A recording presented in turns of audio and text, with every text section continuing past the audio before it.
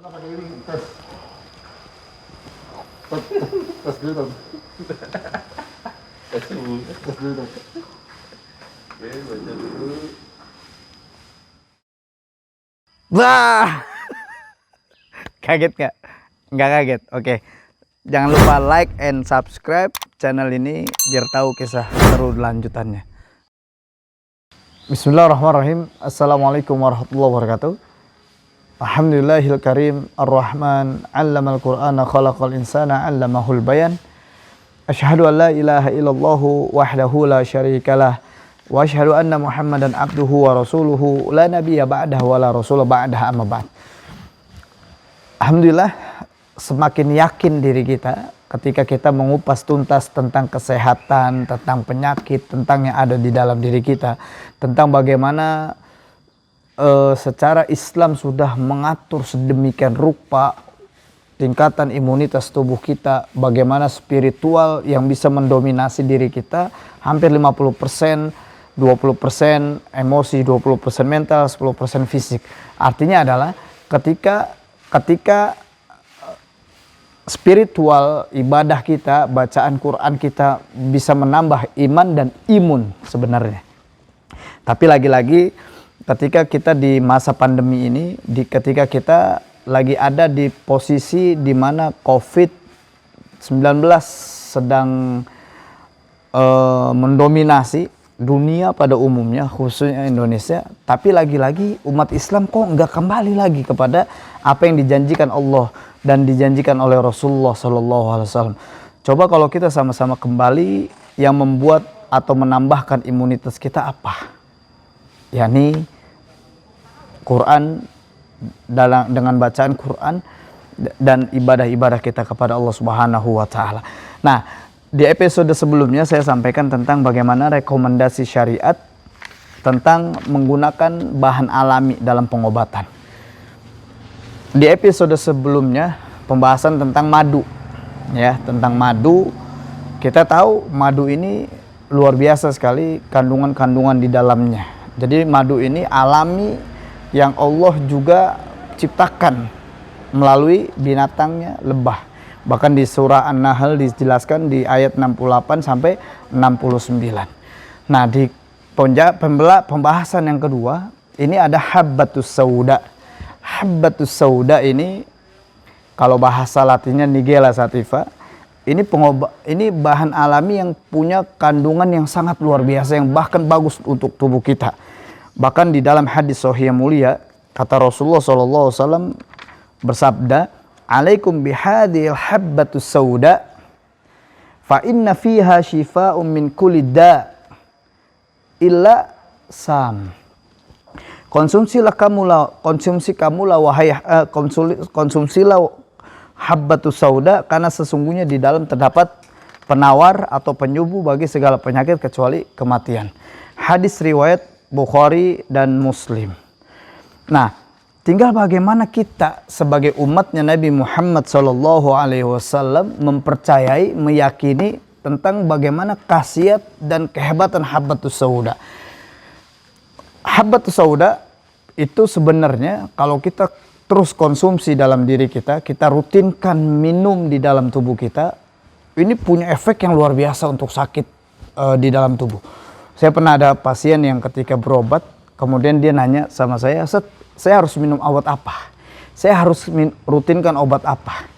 Padahal orang ini punya sakit yang lumayan parah, dan saya cuma minta dia rutinkan minum zait sauda. Zait itu minyak habbatus sauda diminumkan secara rutin.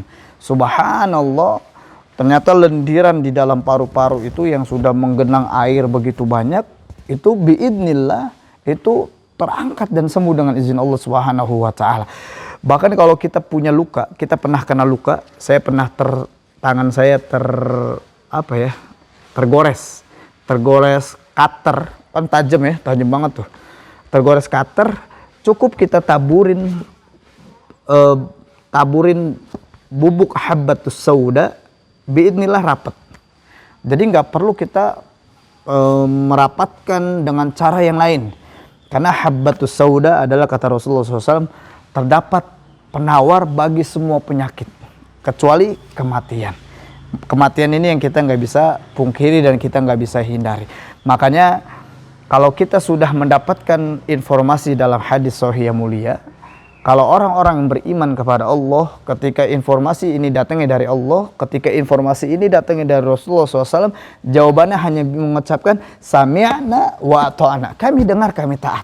Artinya, yuk, sudah saatnya umat Islam menggunakan atau mengkonsumsi apa yang sudah disampaikan oleh Rasulullah SAW atau yang disampaikan oleh Rasulullah SAW dalam hadis-hadis sahih yang mulia. Apalagi terbaru, ya baru belakangan ini ada di luar negara Indonesia para ilmuwan yang ada berasal dari Australia, ternyata mereka mengkaji kandungan dari habbatus sauda. Spektakuler, luar biasa. Bagi para ilmuwan yang ada di Australia mengatakan ternyata habbatus sauda itu mampu mengalahkan virus COVID-19 ini. Luar biasa.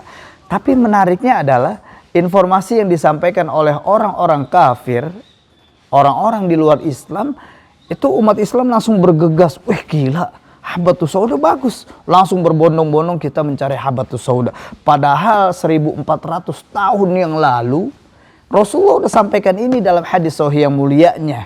Bagaimana habbatus sauda ini bagus memang untuk kesehatan. Insya Allah kalau kita mau jadi manusia yang sehat, kita lihatlah petunjuk dari Allah dan Rasulullah SAW. Selanjutnya ada tamar atau kurma. Kurma ini memang di dalam firman Allah Subhanahu wa taala surah Ar-Rahman yang ayat 11, Rasulullah Allah Subhanahu wa taala berfirman, "Fiha fakihatu wan nakhlu dzatul akmam." Di bumi itu ada buah-buahan dan pohon korma yang mempunyai kelopak mayang. Ibnu Katsir mengatakan dalam tafsirnya, Allah menyebutkan kurma secara khusus karena kemuliaan dan manfaatnya. Bahkan di dalam hadis sahih yang mulia kata Rasulullah SAW, "Man tasabbaha bi sab'in tamaratin ajwatan lam yadurruhu dzalikal yaum sammun wala sihrun." Jadi rawahul Bukhari dan Muslim. Barang siapa yang memakan 7 butir kurma ajwa pada pagi hari, maka hari itu dia tidak akan terkena racun dan tidak pula sihir. Artinya kurma ini juga bagus untuk kita konsumsi semuanya. Oke, insya Allah ini resep yang disampaikan oleh Rasulullah SAW dalam hadis sahih yang mulia. Terakhir Rasulullah juga ingatkan kita dengan kalimat sumu tasihu, berpuasalah kamu, niscaya kamu akan sehat. Jadi semua yang disampaikan Allah, semua yang disampaikan Rasulullah SAW dalam hadis sahih yang mulia ini adalah sebuah solutif, ya, atau solusi bagi kita ketika kita mencari kesembuhan dari Allah Subhanahu wa taala. Insyaallah bermanfaat buat kita semua. Bagi ada perkataan yang salah saya ucapkan, mohon dimaklumi karena kesalahan itu murni adalah kebodohan saya, dan jika ada kebenaran yang saya sampaikan, kebenaran milik Allah dan Rasulullah sallallahu alaihi wasallam. Barakallahu fiikum wa faqakumullah. Wassalamualaikum warahmatullahi wabarakatuh.